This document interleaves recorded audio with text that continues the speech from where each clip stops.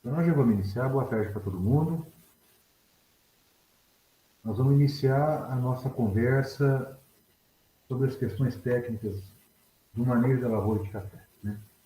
Como eu anunciei na nossa última aula, nós já tivemos 3 aulas falando sobre a importância da cafeicultura, o contexto da cafeicultura, questão de cenário de consumo, exportação, produção, regiões de origem, né, a importância econômica, social, ambiental do café, isso aí nós já conversamos. E eu falei que na última aula nós iríamos iniciar o assunto relacionado à planta em si, né? E é isso que nós vamos fazer hoje, a morfologia e a fisiologia do cafeeiro, porque esse é o primeiro assunto que nós temos que tratar quando a gente fala, quando a gente estuda como tratar, trabalhar com uma cultura de produção agrícola. Nós temos que conhecer a planta, né? Então, o objetivo da aula é esse, né? Nós vamos iniciar essa apresentação da planta, como que é o seu sistema de funcionamento, quais são, né, os seus hábitos, vamos dizer assim, as suas necessidades, com relação a questões relacionadas a clima, temperatura média. Tudo é o que nós vamos conversar agora, para que no futuro a gente possa conversar sobre ambiência, sobre preparo de solo, sobre adubação em ano de safra alta e ano de safra baixa, sobre as questões relacionadas aos danos causados pelas pragas e pelas doenças, para nós falarmos sobre colheita, processamento pós-colheita, falarmos sobre secagem. Tudo isso está relacionado com essa aula de hoje. Né? Então, essa aula de hoje de morfologia e fisiologia, e nós vamos finalizar com uma análise das relações entre crescimento e produção, é o primeiro ponto, é o ponto de partida para que a gente possa manejar corretamente uma lavoura de café. Na prática, entendendo como funciona o crescimento, como funciona, quais são as etapas do processo produtivo, né, do florescimento, frutificação, e o que nós temos que fazer, quais as práticas agrícolas que nós temos que fazer, isso tudo está baseado nesse assunto de morfologia e fisiologia do café. Então, por isso, eu peço muita atenção de vocês para esse assunto, né? Muita atenção de vocês para esse tema nosso, porque esse tema ele é base para tudo. Ele é base para todas as práticas que nós vamos conversar ao longo do nosso semestre. Tá? Então, o conhecimento da planta, o conhecer a planta é primordial para que a gente possa lá na frente fazer uma correlação, fazer um entendimento sobre, por exemplo, qual a influência de um adensamento sobre a morfologia da planta. Qual é a consequência de uma geada? Qual é a forma que nós vamos definir a colheita, o tipo de colheita a ser feita em função do estado de maturação dos frutos. Tudo isso nós vamos dar um início nessa aula de hoje, tá bom? Então, a qualquer momento, vocês, por favor, fiquem à vontade para interromper, para perguntar. É uma aula que tem bastante detalhes, bastante informação, e vocês podem interromper a qualquer momento, tá? Eu peço, por gentileza, que vocês façam a interrupção pelo microfone, tá? E não pelo chat, porque pelo chat não fica gravado na aula. E eu não tenho o hábito de colocar o texto, o arquivo de texto na plataforma, até porque é difícil fazer a correlação no momento da pergunta com o momento da aula. Então, se vocês têm alguma dúvida, eu peço por gentileza que vocês abram o microfone e façam a pergunta para que isso fique registrado na gravação e todos que não puderem assistir nesse momento podem assistir depois e conseguir compreender o que eu estou falando em função da pergunta que foi feita. Podemos combinar assim, gente? Tudo certo? Tudo certo. Então, tá Tudo certo. tranquilo. Beleza, Zé. Vamos lá, então. Inicialmente, né, vou fazer a apresentação da forma da planta, das partes que compõem essa planta. E nós vamos conversar pelo sistema radicular. E essa conversa sobre o sistema radicular ela é bastante interessante. Existem muitas ilustrações sobre o sistema radicular do cafeiro, e essa aqui é uma das fotos mais conhecidas que tem, né? E também tem essa foto que ela é bastante conhecida e ela tem muitas informações que podem nos auxiliar. Tá? Então, só para vocês terem uma ideia, aqui é a superfície do solo, né? Aqui uma relação de profundidade, tá certo? E aqui a porcentagem das raízes capilares, raízes absorventes, raízes de menor diâmetro com maior área específica, e são raízes não lignificadas, ou seja, são raízes tenras, macias. E eu vou explicar para vocês daqui a pouco, só para vocês entenderem esse desenho. Então aqui, ó, um tipo de raiz mais curta, mais grossa, dela partem as demais. E aqui a representação da parte aérea, no caso do cafeeiro arábica conduzido com um ramo ortotrópico, um tronco, tá? E desse tronco partindo os ramos laterais ou os ramos de produção. E um detalhe muito importante que eu quero que vocês guardem: a coincidência do final do sistema radicular com a ponta ou com o limite máximo dos ramos do terço inferior, da saia do cafeiro. Ou seja, o sistema radicular está concentrado da ponta dos ramos para dentro. Tá? Então, esse é o jeitão do sistema radicular, e agora eu vou destrinchá-los para vocês, para que vocês tenham conhecimento de todos os tipos de raízes. Deixa eu me organizar aqui. Bem.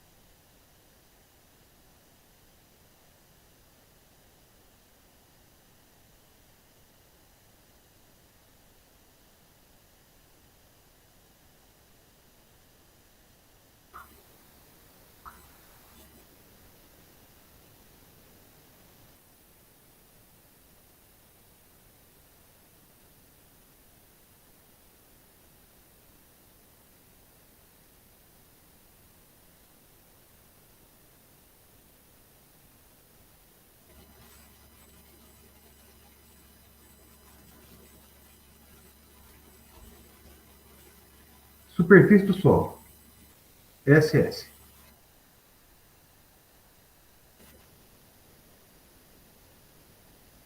Vou colocar aqui em cores diferentes.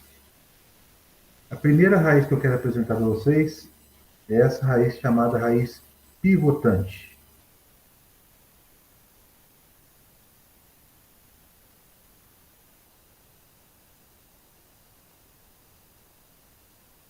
Vou colocar aqui.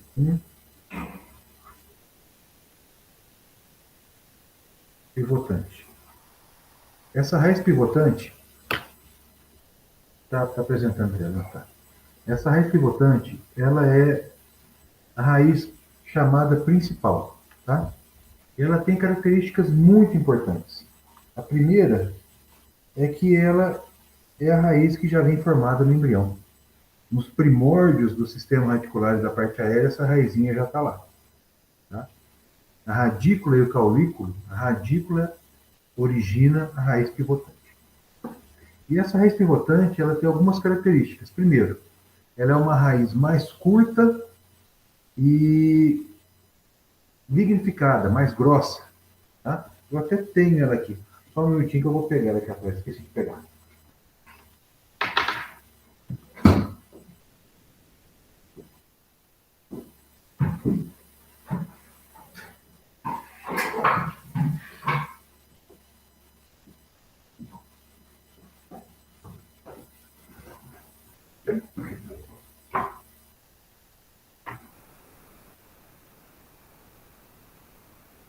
Esse trem de ensino remoto não está fácil, viu? Mas vejam aqui, ó. Aqui, ó, é o caule. Essa parte aqui é a região de divisão. Aqui já é o caule e aqui é o sistema, inicia o sistema radicular. Que é exatamente essa região que eu estou desenhando aqui, ó. Essa transição aqui, ó, né? Entre a superfície do solo aqui, daqui para cima já vem a parte aérea e aqui o sistema radicular. Eu estou segurando a raiz pivotante. A raiz pivotante, ela começa aqui, tá? Aqui, e ela desce essa raiz lignificada, mais grossa, que se ramifica, tá? Então, essa raiz, chamada de pivotante ou principal, é a raiz que vem formada lá do embrião, tá? Como eu disse, ela é curta, ela é grossa, ela é lignificada, e dela partem as raízes outras, né, que eu vou chamar, vou falar para vocês os nomes, na medida que a gente for conversando, raiz axial, e vou descrevendo e tudo mais. Então, ela é a raiz principal, ou a raiz chamada pivotante principal, porque tudo o que qualquer raizinha das mais fininhas conseguirem absorver, em termos de solução do solo, passa por ela. E ela origina todas as outras raízes. Porém, essa raiz ela tem uma baixa capacidade de absorção, porque ela é lignificada. É uma raiz que tem uma função muito importante de sustentação da planta, de amarração na planta do solo e sustentação, né? Mas em termos de absorção de água e sais minerais, de produtos colocados no solo, ela é pouco eficiente porque ela é lignificada e ela tem uma camada de cortiça que protege, né, todo o floema ali. Então, em termos de eficiência de absorção, ela não é a das melhores, até mesmo porque ela tem uma superfície específica menor, porque o diâmetro dela é um pouco maior, né? Mas vejam, essa raiz ela é fundamental para a formação das outras raízes, tá? E essas outras, sim, têm função de absorção de altíssima eficiência, porque tem maior área de superfície específica, porque tem diâmetro menor, consequentemente, uma maior superfície de contato com a solução do solo e absorção de água e sais minerais. Tá certo? Água e nutrientes.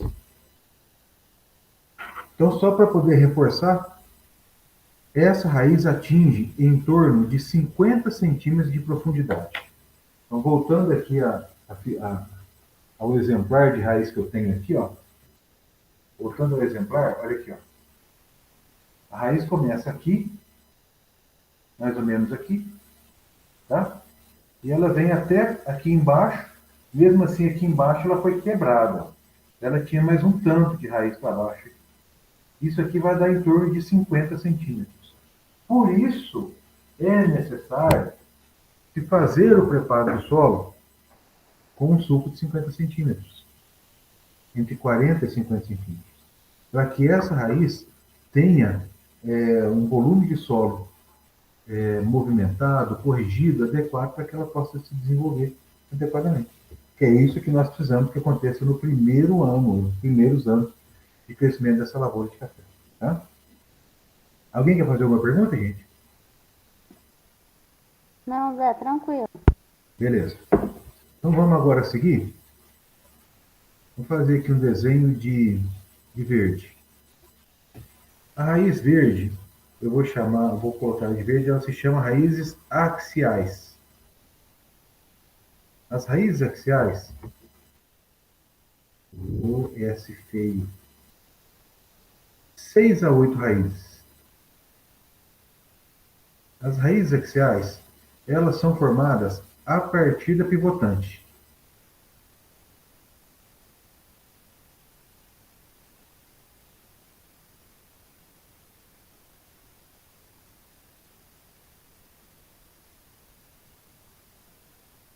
E essas raízes axiais, elas têm uma característica muito interessante. Todas elas, eu vou fazer para todas. Aqui são as tais raízes axiais. Observe. Aqui, ó. Raiz axial, também axial, tá? Todas essas aqui são raízes chamadas axiais, tá? São raízes também resistentes, raízes lignificadas, originadas diretamente da raiz pivotante ou raiz principal. E elas têm, assim, tem a mesma questão com relação à capacidade de absorção, porque são lignificadas, possuem cortiça na proteção, na casca, né? Então, a diminuição da sua capacidade de absorção em função da sua menor superfície específica devido ao seu maior diâmetro. Mesma coisa com relação às axiais, a pivotante. Pelo fato de elas serem lignificadas, resistentes, ela tem uma função importante de sustentação da planta, né, de amarração da planta ali, para que a planta se mantenha de pé. E elas têm uma característica muito interessante. As raízes axiais podem atingir até 3 metros de profundidade.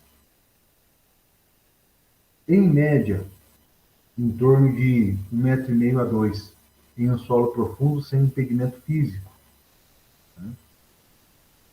Então, são raízes que têm uma grande e importante capacidade de exploração do solo em profundidade. Tá? Repito, são raízes lignificadas, resistentes, menor capacidade de absorção, porque tem menor superfície específica, atuam também na sustentação da planta. E o diferencial delas? São originárias da pivotante e atingem profundidades bastante significativas. Tá? Ou seja, uma lavoura de café com a pivotante bem formada, e essa pivotante bem formada consegue originar axiais em número significativo, de 6 a 8, como eu coloquei aí, e essas raízes axiais conseguem atingir profundidades acima de maiores do que 1,5 m, 2, a resistência a déficit hídrico que essas plantas apresentarão, essa resistência será muito interessante. Essa planta vai conseguir passar por períodos de veranico, períodos de déficit hídrico, com muito menor desgaste. Por quê? Porque nós sabemos que a exploração do solo em profundidade permite que a planta entre em contato com maior reserva de água. Isso é um fator. Além desse fator, a questão do resgate de nutrientes que se perdem das camadas superficiais do solo. Então, isso é um fator para nós muito interessante e reforça essa questão da escolha do tipo de solo para a gente implantar lavoura de café. Né? Solos não compactados, solos que não apresentam impedimento, eles permitem que o sistema reticular, em especial que as raízes axiais, se desenvolvam em maior profundidade.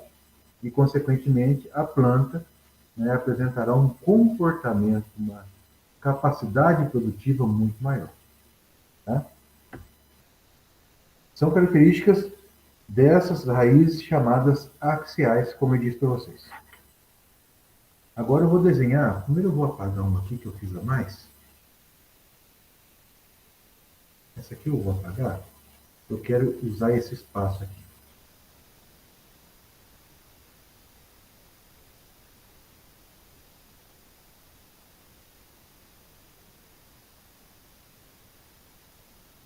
Eu vou usar esse espaço aqui para desenhar um grupo de raízes. Vou desenhar de vermelho, de roxo.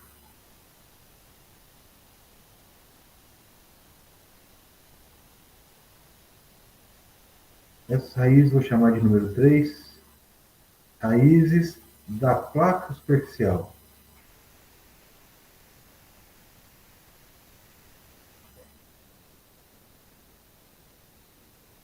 São raízes que são formadas rente ao solo, tá?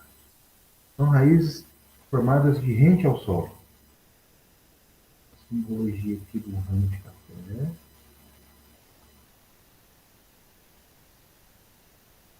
Um ramo de café e as folhinhas. E agora eu vou desenhar as raízes.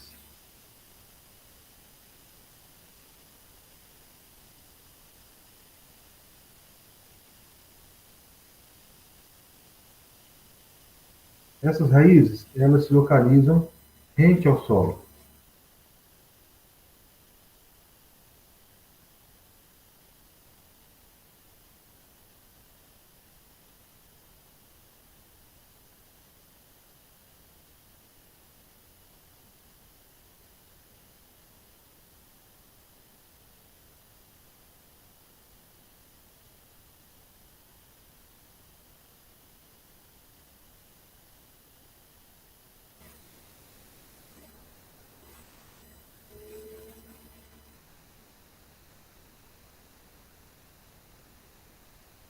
E aqui é um detalhezinho que eu estou tentando representar aqui para vocês. Eu espero que vocês compreendam.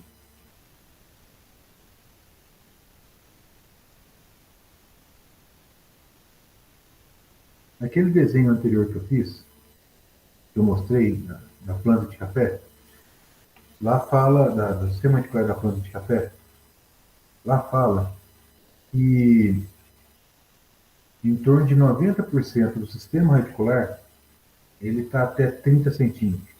Sistema reticular de absorção. As raízes responsáveis pela absorção da, da solução do solo. Né? Isso aí é por conta da posição ou dessas raízes chamadas raízes da placa superficial. Essas raízes da placa superficial, elas se concentram a uma profundidade média em torno de 30 a 40 centímetros. Tá? É a profundidade média delas. E essa sim, tem a função de absorção da solução do solo. Absorção de solução do solo. Essas raízes, elas são raízes de alta capacidade de absorção. São raízes que apresentam uma pilosidade e uma superfície específica altíssima, ou seja, um diâmetro menor, não são lignificadas, são frágeis, são raízes finas, frágeis e tenras, facilmente elas se rompem e elas ficam em contato com a microporosidade do solo, com os microporos. E é exatamente nessa fração do solo que fica aí retida a solução do solo, né? Água e nutrientes, que são absorvidos, na sua maioria, por essas raízes. Tá?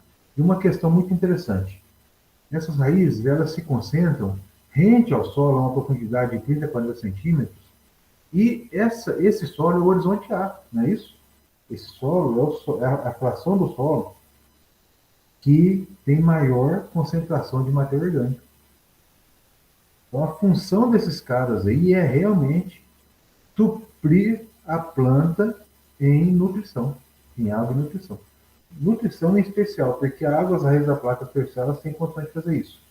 Então, já falando aqui das raízes da placa superficial, das raízes fora da placa superficial, vou chamar de, vou colocar aqui de cinza.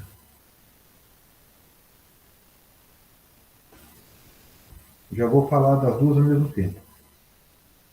4. Fora da placa superficial. Essas raízes, chamadas raízes de fora da placa superficial, elas são raízes que ficam na ponta, na ramificação das raízes axiais, lá em profundidade. Tá? Então, são raízes com a mesma característica morfológica das raízes da placa superficial, porém elas ficam em maior profundidade. Tá?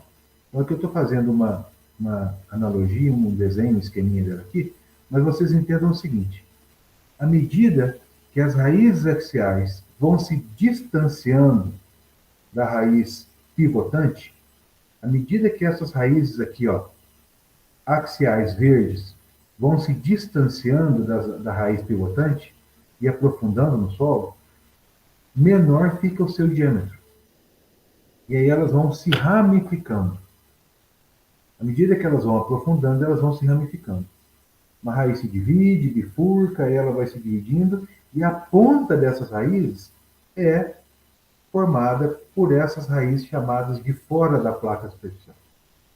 E essas raízes fora da placa superficial e as raízes da placa superficial são raízes com a mesma morfologia, ou seja, finas, frágeis, tenras, com uma alta pilosidade e uma altíssima capacidade de absorção de água e nutrientes, né, que é a solução do solo. Porém, as raízes da placa superficial em profundidade, fornecendo água à planta, e as raízes, da fora da placa, e as raízes da placa superficial logo rente a placa do solo, rente a superfície do solo, nessa faixa de maior fertilidade, maior nível de fertilidade do solo. Então, um detalhe que eu quero falar para vocês, então, voltando a falar das raízes da placa superficial, que para nós agora é foco, eu vou dividir isso aqui em 3 sessões. A primeira sessão é essa aqui, a segunda sessão é essa aqui. Aqui eu vou chamar de sessão A, aqui eu vou chamar de sessão B, aqui eu vou chamar de sessão C. Vocês entenderam a divisão que eu fiz? Alguém tem alguma dúvida? Porque isso agora é muito importante de vocês entenderem. Alguém tem alguma dúvida sobre esse desenho que eu fiz aí? Não? Então vamos continuar.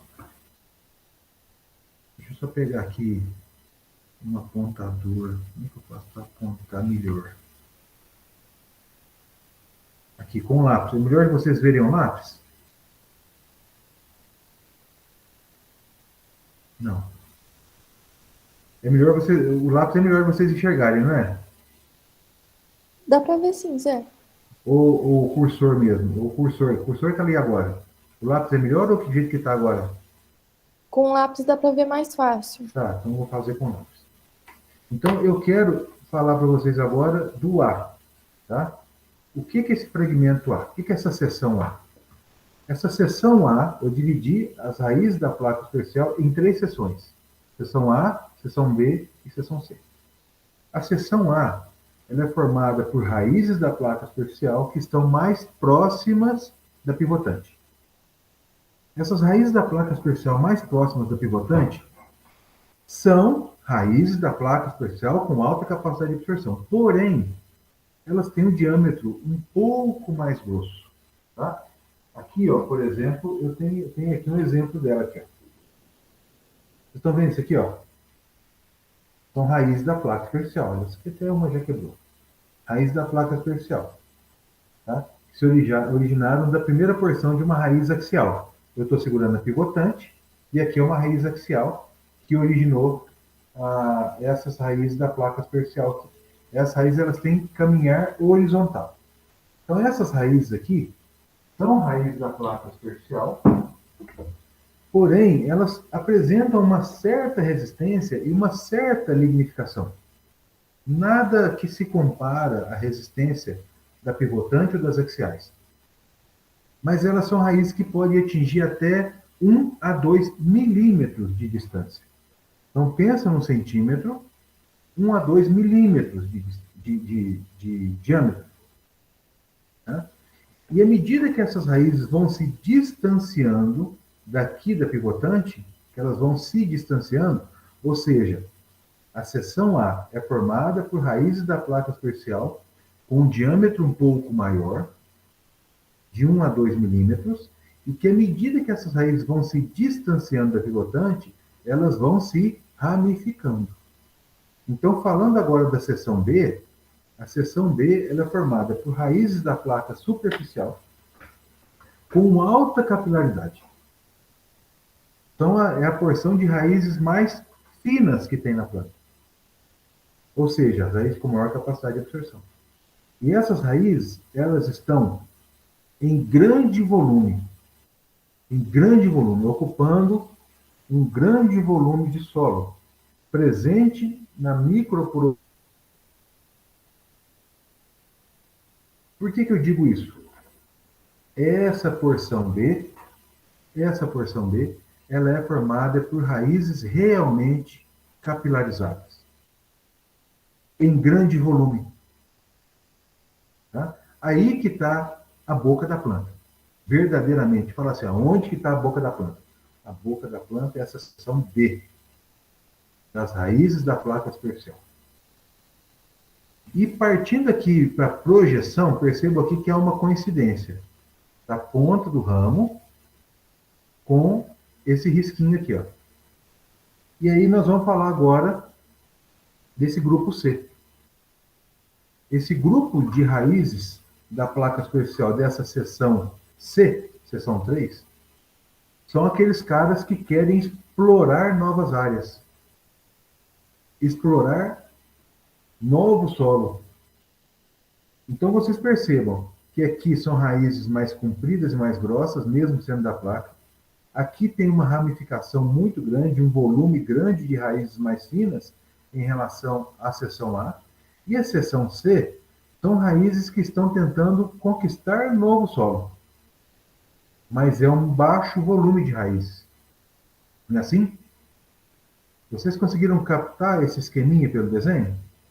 Que as raízes da seção C, elas estão partindo para o limite da planta para fora? Tá? Então, isso é que eu tentei representar. Agora, qual é a importância disso? E agora eu vou me referir à seção B. Qual é a importância disso? Qual é a característica? Isso é uma pergunta que eu vou fazer para vocês.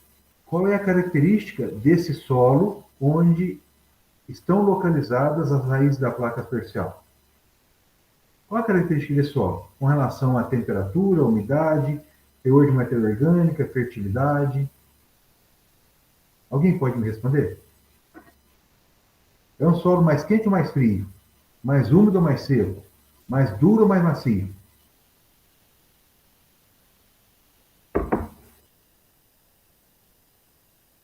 Acredito eu que seja mais úmido. É um solo mais úmido, exatamente, Natália. Mas o que ele tem? Ele tem maior ou menor teor de matéria orgânica? Maior. Maior teor de matéria orgânica. Ele é um solo que aquece muito ou esfria muito? Eu acho que ele consegue manter a temperatura mais estável. A amplitude térmica dele é menor, a temperatura mais estável. É um solo mais macio ou mais duro? Mais macio. Então percebam, gente. O solo que está debaixo da planta é um solo que tem maior retenção de água, maior teor de matéria orgânica, menor amplitude térmica e é mais macio. E aí tem esse grupo e as raízes se desenvolvem plenamente, aqui no B. Se desenvolvem plenamente. E esse solo C? Ele é tão macio, as raízes que estão nesse solo, as raízes dessa seção C, que estão aqui da parte, da ponta do ramo para fora. Esse solo C, ele é um solo que é igual ao solo B, em termos de maciez, temperatura e fertilidade? A maioria das vezes, não. A maioria das vezes é um solo exposto, que recebe sol, que pode ter competição com plantas, presença de raízes de plantas daninhas. É um solo que pode ser mais compactado por conta de pisoteio de máquinas. É uma parte do solo muito diferente do vizinho. Esse solo, no qual as raízes da seção C estão se desenvolvendo ou tentando se desenvolver, ele é um solo muito mais adverso, uma porção de solo muito mais adversa que o solo B, onde está a raiz B. Mas só que tem uns caras querendo sair ali. Só que esse solo vai se tornar apto na hora que ele estiver protegido, que não for mais pisado pelo trator nem tomar sol na cafunda. Aí as raízes C se desenvolverão mais, ou seja, aumentará o tamanho da raiz B, ou a porção de raiz B. Mas quando ele é desprotegido, esse solo ele é bastante complicado para o desenvolvimento do sistema radicular. Por que vocês imaginam o que eu estou dizendo para vocês? Alguém imagina? Vou fazer uma pergunta. O cafeicultor, quando ele vai tirar solo para fazer análise desse solo, para fazer um plano de adubação, ele tira solo na seção A, na seção B ou na seção C? Do C para frente.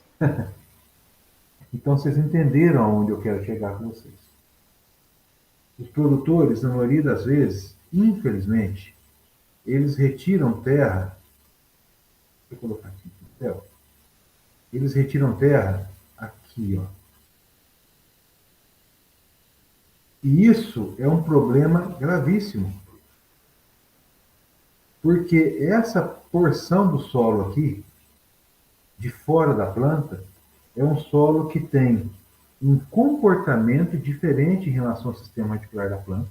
Ou seja, esse solo, ele não representa a boca da planta. O que representa a boca da planta? Solo B. O solo B, sim, é o solo que para nós é importante fazer análise, porque é aí que está a boca da planta. Só que o erro, Dominique, não para por aí. Porque os produtores vão retirar terra, eles retiram terra aqui, ó. Deixa eu fazer aqui um risquinho bonitinho aqui. Eles retiram terra aqui, ó. Né? Vou colocar isso aqui, ó. Vou escrever. Local e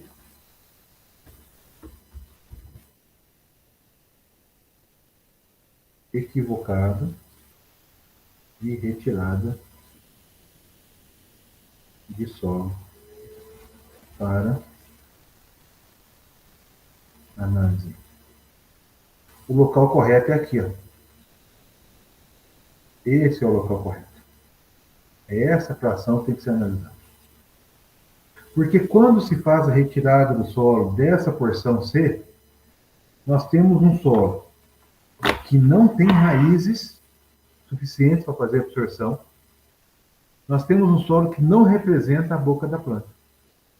E na maioria das vezes, como a extração de nutrientes desse solo ela é menor, porque ali não tem raízes, a fertilidade desse solo tende a ser maior ou menor que o solo da seção B.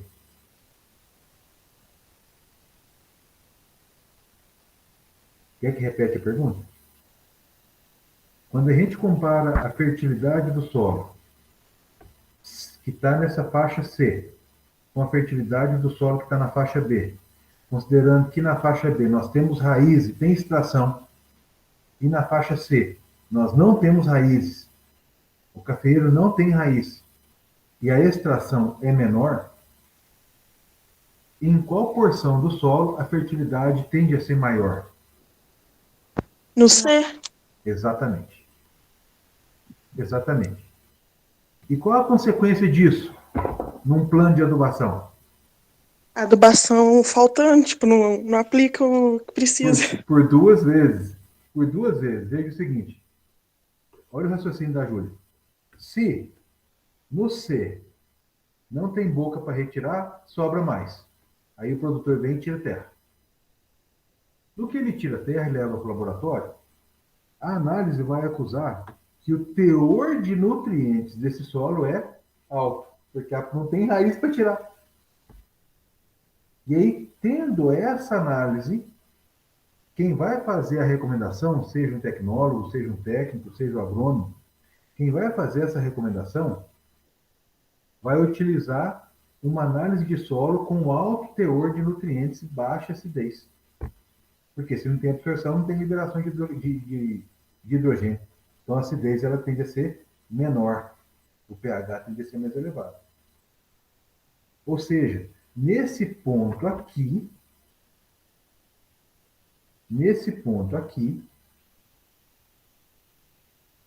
a fertilidade do solo tende a ser maior. E aí o produtor vai colocar, ou a recomendação vai indicar, que seja colocado uma menor quantidade de adubo. Agora vamos analisar o problema disso. Se coloca uma menor quantidade de adubo, que é menor do que a planta precisa, e ainda coloca isso longe do sistema radicular, a planta vai comer corretamente? Não. Não vai. Então, esse é o grande problema. A retirada da terra em um local errado, equivocado, dá uma noção diferente do nível de fertilidade que realmente está na boca da planta, que é na seção B. Certo? E aí, quando nós recomendamos com uma análise retirada na porção errada, e recomendamos uma quantidade X de adubo, e novamente colocar, aí o produtor vai fazer a adubação onde ele tirou terra, não é isso? Aonde que tem que pôr o adubo, onde tirou terra? Então não fica esse erro atrás de erro. O produtor coloca a terra aqui, perdão, coloca o adubo aqui, aqui não tem raiz e coloca em quantidade insuficiente. São problemas que trazem problemas. É igual que a mosquinha, né? É problema atrás de problema. Por quê? Porque tirou terra no lugar errado. Então, crianças, tirar terra, tirar solo para análise é na porção B. É da parte, da ponta dos ramos para dentro, no sentido da raiz pivotante. Não pode ser muito aqui, no A, e não pode ser no C. Tem que ser no B. Porque esse solo sim representa a boca da planta. E o local de colocar adubo também é da ponta do ramo para dentro. E não da ponta do ramo para fora. Não é aqui, ó. Aqui está errado. Aqui está errado. O local é aqui. Isso ficou claro? Alguém tem alguma dúvida com relação a isso? Não, Zé, tranquilo. Tudo certo? Tranquilo, Então, Zé, tudo certo. por gentileza, entendam essas questões do sistema radicular para que lá na frente a gente possa ter uma ideia mais clara quanto ao local de retirada de terra, quanto à orientação que vocês vão fazer o produtor. Olha, uma questão muito interessante, muito simples. Se vocês forem numa lavoura de café, no início do período das chuvas, quando as chuvas já se firmaram e já diminuiu aquela força de atração de muitas partículas, o solo está mais solto, vocês conseguem cavar o solo nessa parte B com as mãos. E ali consegue ver as raízes do cafeiro. Agora a parte C não. A parte C machuca, quebra a unha, né? Agora imagina o sistema radicular. Raízes finas, finas, finas fazerem isso. Muito bem. Vamos voltar aqui para a apresentação.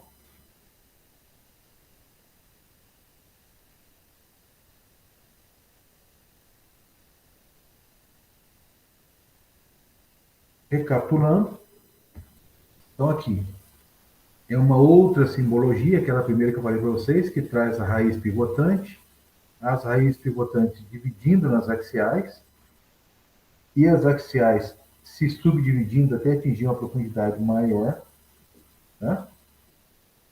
Coisa aí de 3 metros de profundidade, né? Aqui está a profundidade e aqui está a largura da distância, né? Raízes da placa superficial bastante ramificada. Observa que a simbologia também das raízes da placa superficial mais alongadas, não é isso? São essas aqui. Esse desenho que eu já falei para vocês também, ele é bastante interessante, bem didático. Né? Raízes da placa superficial. Observem aqui, ó, o conjunto de ramificações aqui.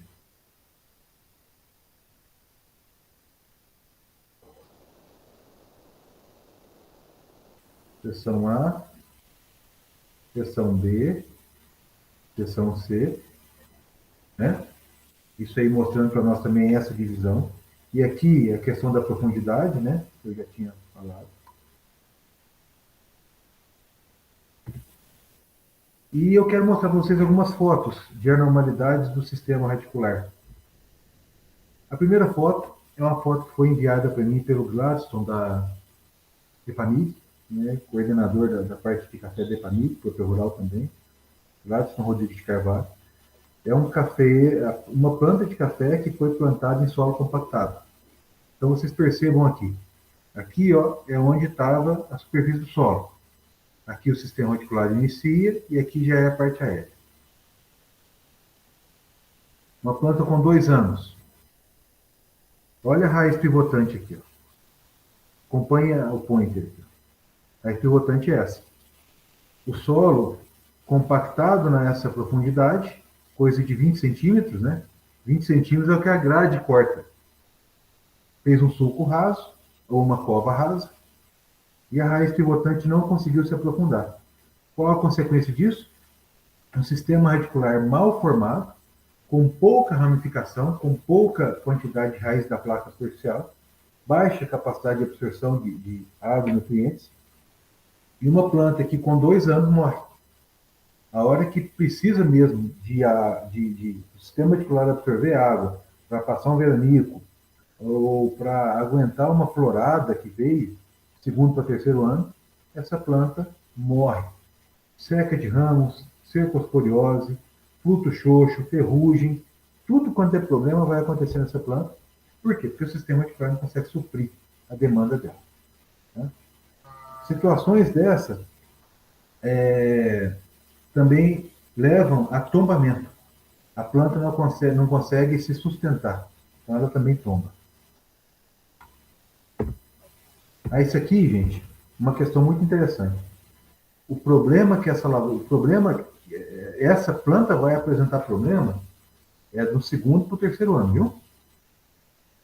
Porque no primeiro ano, por mais que sejam só 20 centímetros nesse exemplo aí, mas a planta está novinha, né? Ela tem ainda solo a explorar, e o que é mais importante, ela não tem um dreno muito intenso de frutos. Então a planta vai. A hora que dá a primeira carga, menina, o bicho pega. A hora que dá a primeira carga, essa planta amarela e seca inteirinha. É a hora que arranca ela sai facinho da terra, porque o sistema reticular tem pouco volume. Né? Essa foto aqui é uma foto que eu tirei lá no Paraná, de uma lavoura, de uma planta de cafeira arábica, que estava plantada em um solo com meloidógeno paranaense. Meloidógeno paranaense mesmo? Acho que é isso mesmo. O meloidógeno paranaense, que é o nematóide que causa a ruptura, a degradação do sistema reticular. As raízes axiais e as raízes da placa superficial, elas se estouram, expandem assim e viram isopor. Tá? E o sistema reticular não se desenvolve. A planta amarela e ele não se desenvolve. Ele fica restrito. Essa planta aqui eu arranquei com uma facilidade enorme. Olha a próxima foto. Aqui, ó. Aqui o tronco, né? E eu mostrando o sistema reticular da planta, né? Olha como a estrutura da raiz pivotante. Ela não se desenvolveu. Uma planta dessa morre. E fica com uma estrutura, um jeitão meio esponjoso, parecendo isopor. Tá? Não se formam as raízes da placa superficial, não se formam as raízes axiais e, consequentemente, também não se formam as raízes fora da placa superficial, que ficariam posicionadas na ponta das axiais a uma profundidade maior. Tá? Então, isso aí é em função de danos causados por nematóide. Alguma pergunta, gente? Podemos continuar? Sim, Zé. Vamos lá, então. Falar um pouquinho sobre parte aérea. Parte aérea, falar sobre os ramos, as folhas, flores e frutos, tá? Aqui tem um esquema bastante interessante, bem didático, né? Que fala de tudo isso, né, dos ramos e das gemas de crescimento e produção. Eu vou falar um pouco sobre ele e depois nós vamos seguir. O cafeeiro, mentira, eu vou voltar aqui nessa foto aqui, ó. Dessa foto eu consigo falar um pouco da parte aérea. O cafeeiro possui dois tipos de ramos. Um ramo de crescimento vertical, que é esse que eu estou apontando aqui. Tá? Esse ramo de crescimento vertical, ele apresenta, teoricamente, 90 graus para a superfície do solo. Então, ele cresce na vertical em relação à superfície do solo. Tá? É lógico, não estou considerando um solo declivoso, solo plano. Então, esse tipo de crescimento, né, do ortotrópico em relação ao solo forma aqui um ângulo de 90 graus. Tá? Esse ângulozinho aqui. Ó. Aqui, ó. Um ângulozinho de 90 graus, que é o eixo desse crescimento com o eixo do solo. Né? Então, esse ramo com crescimento na vertical, que é o ramo principal, o tronco do cafeeiro, ele é chamado de ramo ortotrópico. Ortotrópico. Vou escrever aqui.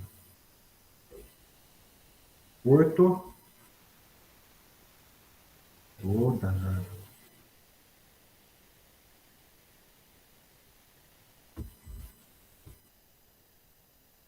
Por favor.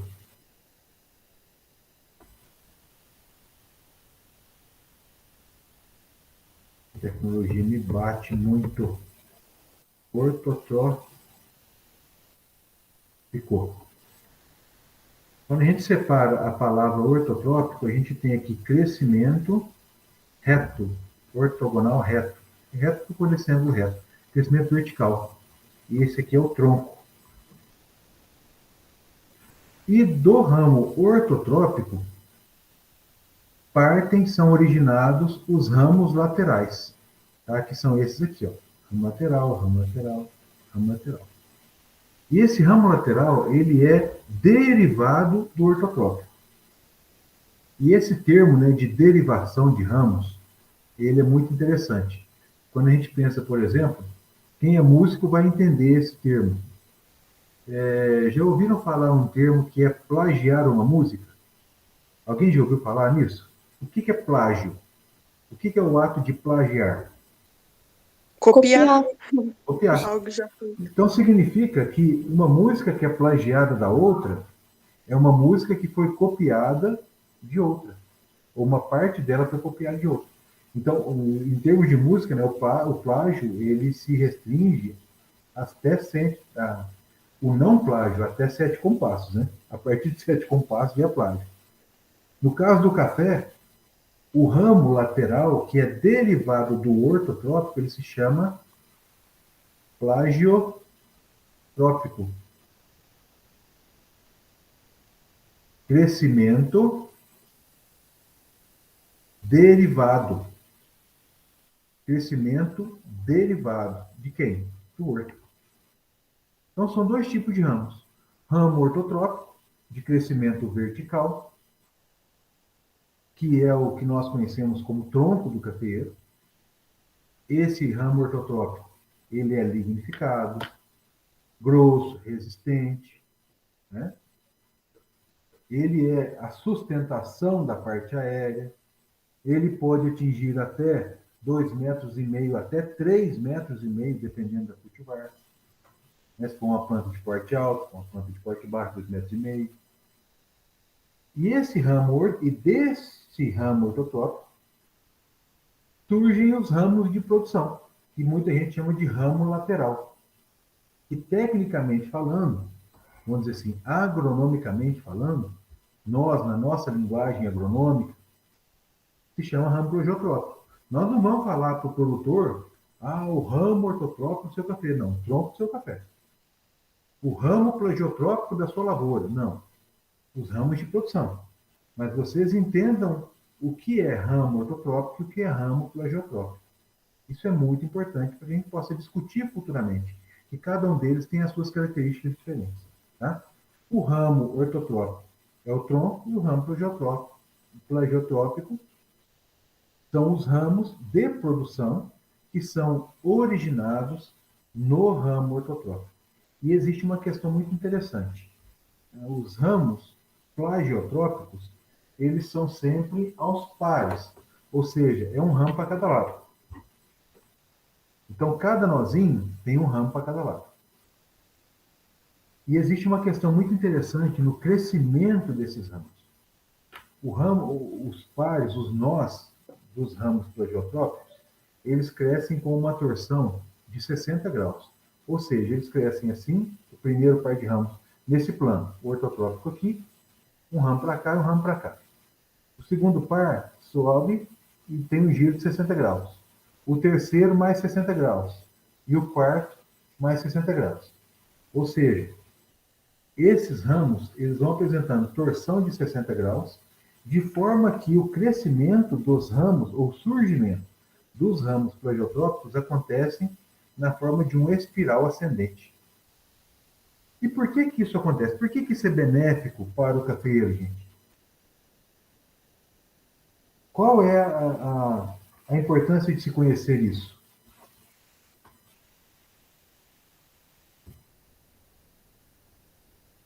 Esses ramos posicionados dessa forma, quando a gente vê de cima, a planta inteira ela está coberta por folhas e por ramos.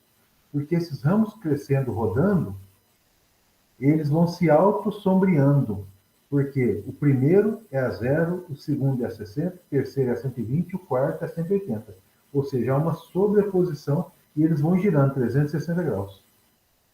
Quando vocês se depararem com um ramo ortotrópico, uma planta de café, observe que esses ramos vão crescendo, crescendo, eles crescem desalinhados. Isso aí para maior interceptação de sol, né? E também, isso é por questões de proteção, autossombreamento, tá? Para que haja o equilíbrio, né, no dossel da planta, para a proteção da planta, que internamente tem uma temperatura menor do que a temperatura de dossel. Isso é muito importante também em termos de microambiente, né, que é esse ambiente interno da planta. Isso tem um reflexo muito importante com relação à broca, com relação até mesmo questão de bichinheiro, que tem um dano maior na parte mais quente da planta, questões relacionadas à maturação dos frutos, tudo isso é importante. Alguém quer fazer alguma pergunta? Tudo certo. Então vamos continuar então com o nosso esqueminha aqui. Então aqui ramo ortotrópico e ramo plagiotrópico. O ramo plagiotrópico é aquele ramo, como eu disse, que é derivado do ortotrópico. Então vocês percebam, aqui tem um ramo ortotrópico e derivado do ortotrópico tem um plagiotrópico primário. O que é ramo plagiotrópico primário? Ramificação primária.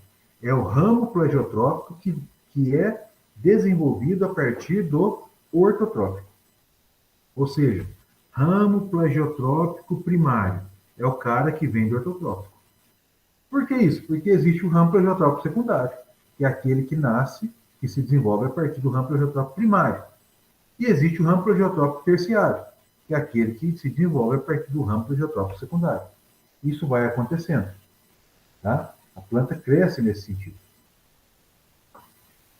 E uma questão muito interessante, do ramo ortotrópico principal, saem os ramos plagiotrópicos primários e também saem outros ramos ortotrópicos. Nesse caso aqui, ó, ramo ortotrópico originário de geometriado, que eu já vou explicar para vocês. Então, recapitulando, ramo ortotrópico primário, ramo ortotrópico secundário, que na maioria das vezes ele não é desejável, porque ele é chamado de broto ladrão. Agora, quando a gente faz uma poda, uma recepa, por exemplo, ele é desejável. Ele já não é broto ladrão, ele é brotação. Ramo plagiotrópico primário, que sai do ortotrópico, e ramo plagiotrópico secundário, que sai do ramo plagiotrópico primário. E aí vocês observam o seguinte. Marca texto. Esse conjunto aqui, esse conjunto aqui. Aqui estou marcando os conjuntos de gemas. Aqui tudo são gemas. Conjuntos de gemas. Vejam isso. Em todos os nós, existem dois conjuntos de gemas, um de cada lado. Então, tem um conjuntinho do lado de cá e um conjuntinho do lado de cá. E esse conjunto de gemas, ele é o seguinte, ó. Ele tem aqui uma gema grande, que é chamada de gema. Vou chamar isso aqui de série de gemas. A primeira gema grande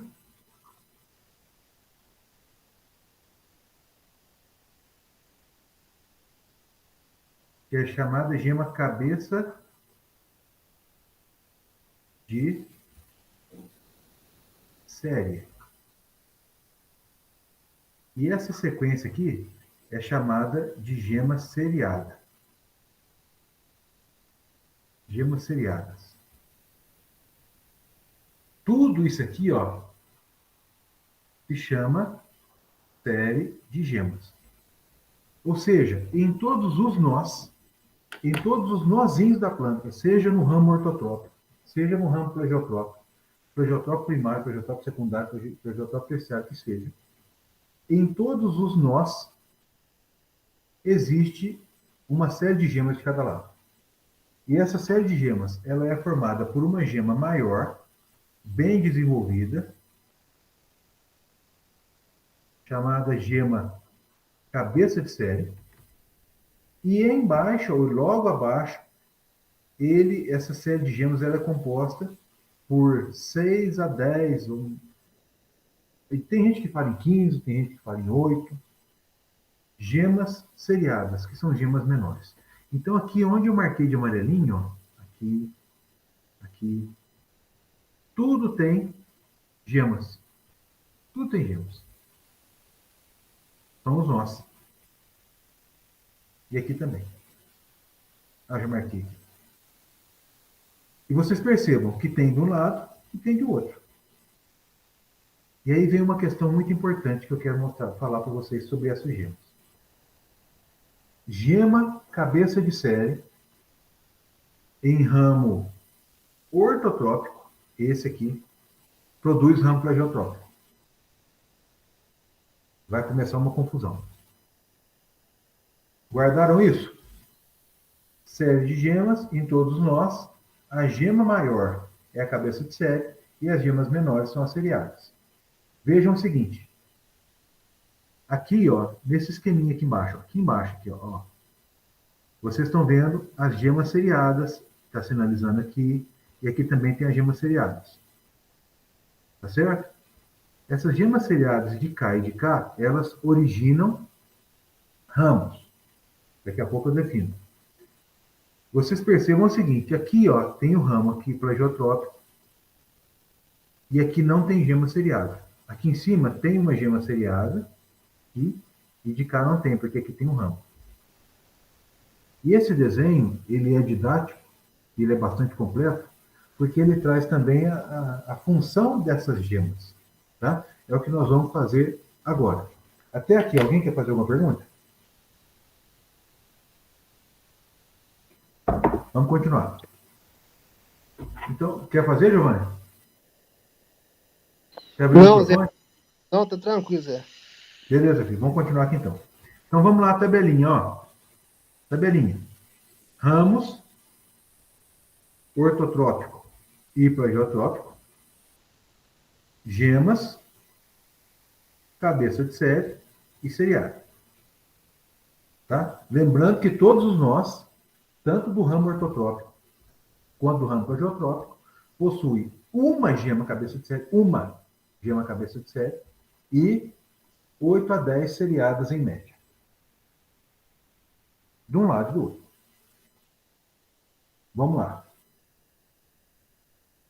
Gema cabeça de série em ramo ortotrópico produz ramo plagiotrópico de primeira ordem. Isso aí, crianças, eu queria muito que vocês decorassem. Isso é decoreba mesmo. Decoreba agora, né? Porque daqui a um tempo vocês vão estar com isso aí muito fresco na cabeça. Mas no ramo de crescimento, no ramo vertical, no tronco, as gemas cabeça de série que existem em cada nozinho, elas produzem ramo plagiotrópico de primeira ordem. Ou seja, é aquele ramo plagiotrópico primário. O que é o ramo plagiotrópico primário? É o ramo plagiotrópico que é derivado diretamente do ortotrópico. Esse cara aqui, ó. Ramo plagiotrópico primário derivado do ortotrópico. Esse cara. Esse é primário, esse é secundário. Ramo plagiotrópico primário derivado do ortotrópico por conta da germinação da cabeça de série. Por isso é que aqui tem uma gema cabeça de série, que é maior e bem desenvolvida em relação às seriadas, e do lado de cá não tem a cabeça de série, porque a gema cabeça de série desse lado de cá já virou ramo plagiotrópico primário. Então, uma pergunta prática. Se um colhedor de café arrancar um ramo plagiotrópico primário da planta, vai arrancar aqui, vai quebrar aqui na base. Desse local aqui vai sair outro ramo plagiotrópico? Não. Por que não? Resposta certa, por que não? É que tem só uma cabeça de série, não é? E a cabeça de série já foi germinada, quer dizer, já deu tiro. Fica só lá o local da pólvora, a gema já acabou, já deu tiro. Se esse ramo aqui morrer, daqui não sai outro. Então, isso é muito importante quando a gente fala em colheita, quando a gente fala em problemas com frio, bacterioses, seca de ramos. Porque se o ramo plagiotrópico morrer, dali não sai outro e a planta fica cinturada. Ela fica sem ramos de produção. Então, vamos lá. Gema, cabeça de série, no ramo ortotrópico, produz ramos plagiotrópicos de primeira ordem. Ramo primário. Gema, aqui continuamos no ramo ortotrópico. Continuamos aqui, ramo ortotrópico. Só que agora nós vamos falar de gema seriada. Gema seriada no ramo ortotrópico produz ramos ortotrópicos. Esse ramo ortotrópico, ele pode ser broto ladrão, ramo ladrão, ou brotação após a poda. Gema seriada no ortotrópico produz broto ladrão. Esse cara aqui, ó. Essa gema seriada produziu um ramo ortotrópico. Quando essa planta não é podada, isso é ladrão. Rouba energia. Se a planta for podada, isso aí é a nova partéria se formando. Tá? Essa é a função das gemas, tanto a gema cabeça de série quanto a gema seriada, no ramo ortotrópico, tá, gente? No ramo plagiotrópico, a gema cabeça de série, agora vamos falar aqui, ó, plagiotrópico. No ramo plagiotrópico, a gema cabeça de série produz ramo plagiotrópico. Porém, de segunda ordem. Por quê? Da gema cabeça de série do ortotrópico sai o plagiotrópico primário. A gema cabeça de série do plagiotrópico primário, ela forma plagiotrópico secundário. Então vamos voltar no nosso desenho. Plagiotrópico secundário, plagiotrópico primário, ortotrópico. Ramificação secundária originada de uma gema cabeça de série. Esse cara germinou. Então, voltando à nossa tabela, gemas cabeça de série só produzem ramo plagiotrópico, de primeira ordem ou de maior ordem. Tanto no orto quanto no plágio. Então, nós temos aqui uma situação muito simples de entender. Gema cabeça de sério, que é aquela grandona, se ela estiver no horto, ela faz plagiotrópico primário. Se ela estiver no plagiotrópico, ela faz plagiotrópicos de maior ordem, ramificações. Plagiotrópico secundário, plagiotrópico terciário. Tá? Isso falando especificamente da gema cabeça de série, tanto no horto quanto no plágio. Agora, a gema seriada presente no ramo ortotrópico, ela produz ramo ortotrópico. Crescimento vertical. Gema cabeça de série, ramo de produção. Gema seriada, crescimento vertical. No ortotrópico. No ortotrópico. Agora vem uma questão muito importante, que é gemas seriadas no ramo plagiotrópico. E aí eu preciso muito da atenção de vocês, porque agora nós vamos entender uma dupla aptidão dessas gemas. E aí nós vamos entender algumas coisas, eu vou colocar alguns outros conceitos aqui que vocês vão se surpreender. Gema seriada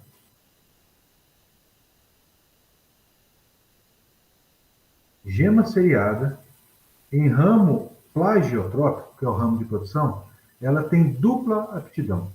Ela pode seguir dois caminhos. E esse caminho que essa gema vai seguir está relacionado ao vigor da planta.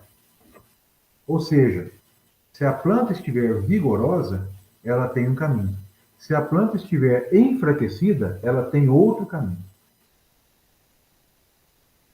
E é uma questão muito, muito importante. Aí eu vou fazer uma pergunta para vocês. Uma planta vigorosa, ela tem maior dominância, os meristemas apresentam maior dominância apical ou menor dominância apical?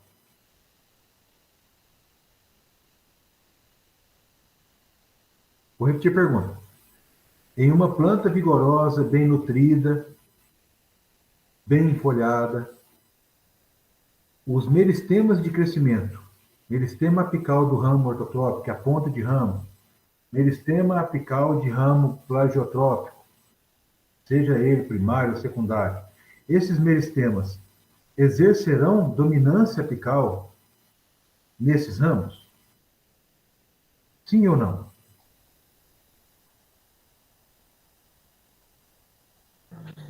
Não. Por que não, Giovanni? Você fala dominância apical no sentido, ou seja, na parte... Fisiológico, hormonal. Ou plagiotrópico, por exemplo. Aí, se um desses dois tipos de ramo vai oferecer a dominância apical. Tá, eu entendi sua pergunta e eu entendi pela sua pergunta que eu não expliquei direito. Eu vou explicar de novo. Uhum. Eu vou explicar de novo. Essas gemas, todas essas gemas que eu falei para vocês aqui, elas são mantidas em stand-by. São gemas que são despertadas no momento adequado que eu vou explicar para vocês agora. Essas gemas seriadas do ramo plagiotrópico, que tem dupla aptidão, elas são influenciadas pelo estado vegetativo da planta de café. Quando uma planta ela tem alto vigor, os meristemas apicais, as pontas dos ramos, exercem dominância apical mais acentuada sobre essas gemas. Vigor está associado à dominância apical. Dominância apical é resultado de boa atividade meristemática.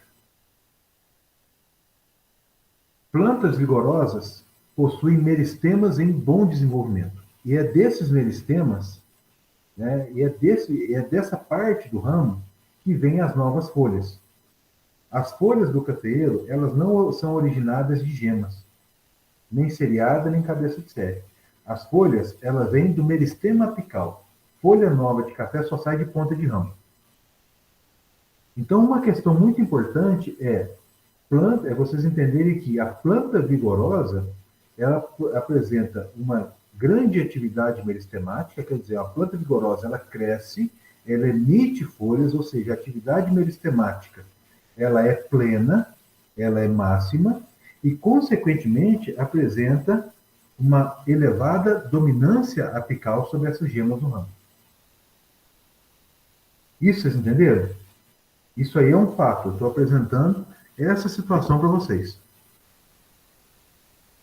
Está tranquilo até aqui?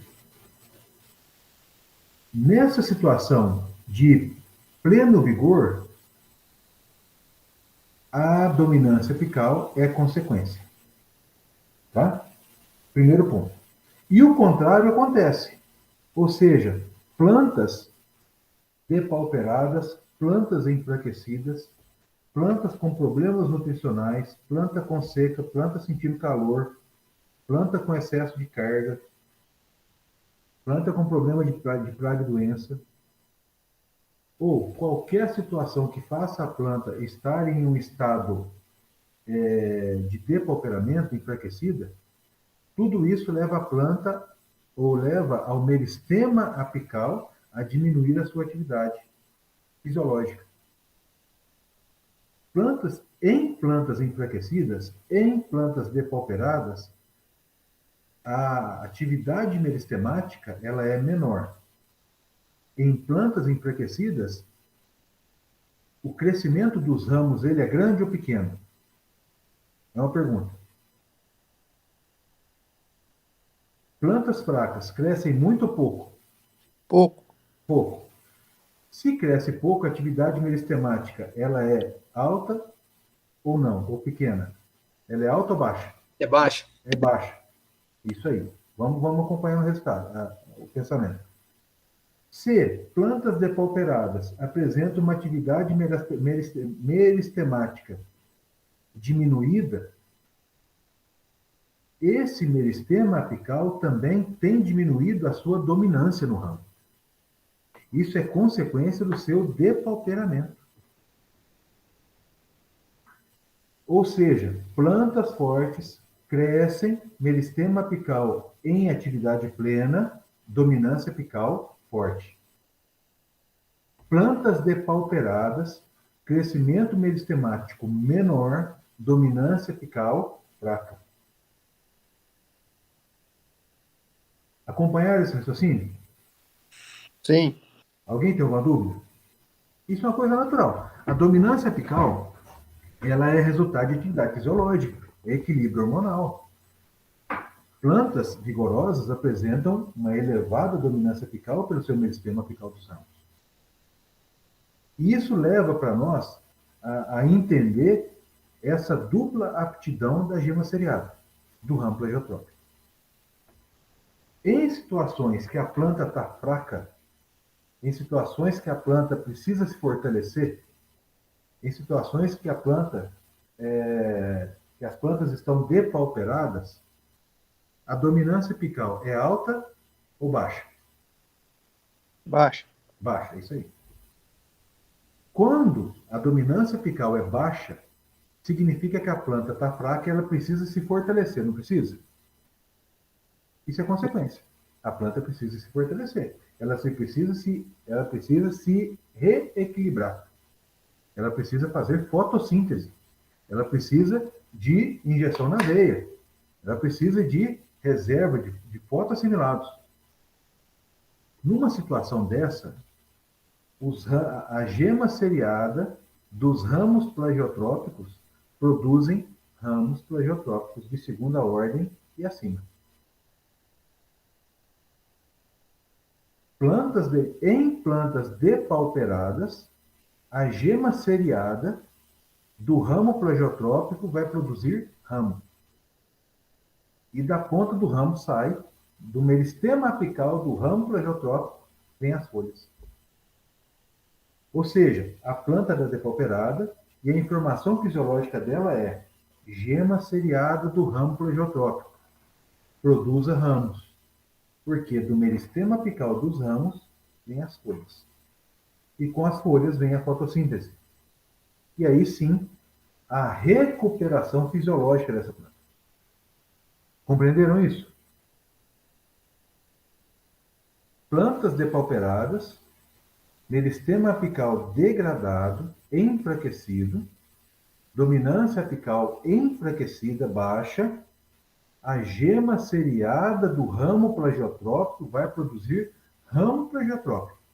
Por quê? Porque da ponta do ramo plagiotrópico vem a folha, e a folha faz fotossíntese.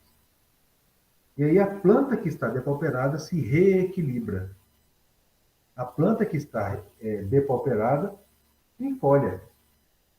A planta que está depauperada atinge os níveis de fotoassimilados mais adequados e melhora o seu vigor.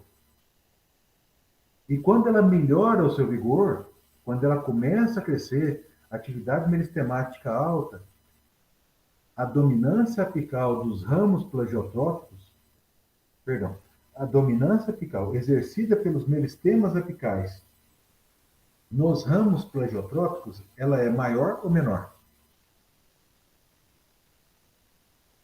Vamos pensar, né? A massa cinzenta está pretejando já. O amanhã vai sair fumaça, igual do Papa. Perguntar de novo. Quando a planta está vigorosa, produziu folhas, produziu ramos que produziram as folhas, fez fotossíntese, cresceu, enfolhou, aumentou seu nível de vigor, atividade meristemática alta, crescimento, dominância apical exercida pelo meristema apical do ramo, ela é alta ou baixa? Ela vai ser alta. Alta. Ela vai ser alta, exatamente. E aí, qual que é o entendimento dessa planta, gente? Aí a planta vai pensar. Porque a planta pensa. A gente não consegue saber, mas que pensa, pensa. Ela vai pensar o seguinte: eu estou enfolhada, vigorosa, eu acho que eu posso produzir, né? Porque se eu produzir, eu consigo sustentar meu filho. Não é assim? E aí, nesse caso, a gema seriada do ramo plagiotrópico se transforma em flor. A gema seriada do ramo plagiotrópico é diferenciada para flores. Então, essa situação de florescimento é quando a planta está vigorosa. Essa situação de florescimento é quando a planta tem condição de sustentar uma florada mais intensa. Ou seja, a gema seriada do ramo plagiotrópico, ela é fisiologicamente informada que na próxima estação chuvosa ela vai virar flor. Vou falar de uma outra forma. Plantas vigorosas, dominância apical alta, gema seriada vira flor. O direcionamento da função da gema seriada de dupla aptidão no ramo plagiotrópico é relacionado ao vigor da planta. Plantas vigorosas, flores. Plantas depauperadas, ramos para produzir folhas. Quem vai fazer a pergunta? Ô Zé, Pode falar. e o número de flores também, de cada gema dessa, está relacionado no vigor da planta também. Sim, porque assim, quando a planta está com baixo vigor, uma parte das gemas seriadas vira flor. O cafeiro produz todo ano. O cafeiro é uma planta que produz todo ano. Só que em função de equívocos nossos, num ano ela produz muito, no outro ano ela produz pouco. Porque o cafeiro é uma planta que produziria de maneira uniforme. E eu vou explicar para vocês no final dessa aula. Por isso que eu falei para vocês que esse assunto é muito importante. Eu preciso muito da atenção de vocês. E a sua pergunta foi muito boa, Giovanni. Não são todas as gemas que viram flores e não são todas as gemas que viram ramos. Em anos que a planta está enfraquecida, uma grande parte da gema seriada vira ramo para poder produzir folha. Mas uma parte vira flor. Uma menor parte, tanto que a produção ela é pequena no ano seguinte. Agora, quando a planta está enfolhada, vigorosa, o florescimento é intenso ou é ralo? Intenso? É intenso. Ou seja, quando a planta está vigorosa, onde o meristema apical exerce dominância apical sobre a gema seriada, a informação fisiológica que essa gema seriada recebe é: gema seriada se diferencie para flores. Porque a planta está vigorosa. Vamos falar do extremo. Vamos lá no extremo. Vamos pensar no esqueletamento. Esqueletamento, para quem não conhece, é uma técnica de poda de lavoura de café, onde os ramos plagiotrópicos são podados a mais ou menos 30 centímetros. A planta fica pelada. Ali é 100% de quebra de dominância apical, não é? Sim. 100%. Sim. Matou o meristema apical, ou seja, a dominância apical, ela é 0 ou é 100? Zero. Zero. Dominância apical, 0. Em lavoura esqueletada, as gemas seriadas vão produzir o quê? Produzir ramo, né? Vai produzir ramo, 100%, gente. 100%. Vez ou outra sai uma folhinha, uma florzinha sem vergonha lá, mas as gemas seriadas do ramo plagiotrópico vão produzir 100% de ramos plagiotrópicos de segunda ordem e acima. Então vamos pensar que isso é o 100% da quebra da dominância apical. Agora, o que é 100% de dominância apical? 100% de dominância apical é zero de ramo plagiotrópico de gema seriada e 100% de flor. Só que nós nunca vamos ter 100%, né? Sempre vai ter ramo saindo. Mas entendam o seguinte: plantas vigorosas, em plantas vigorosas, as gemas seriadas do ramo plagiotrópico vão produzir flores. Por quê? Por conta da dominância apical elevada, em função de elevada atividade dos meristemas apicais, porque a planta está vigorosa. É bem confuso isso, né? Mas é muito importante vocês entenderem que o vigor é consequência de boas práticas de manejo. E excesso de produção não é vantagem. Daqui a um bocado vocês vão entender isso nos gráficos que eu vou mostrar de relação de crescimento e produção. Até aqui, alguém tem alguma dúvida? Tranquilo. Tranquilo, Zé. Beleza? Se vocês não têm dúvida, eu já estou finalizando a aula por aqui, gente, porque o assunto é muito complexo e nós vamos seguir em alguns outros momentos.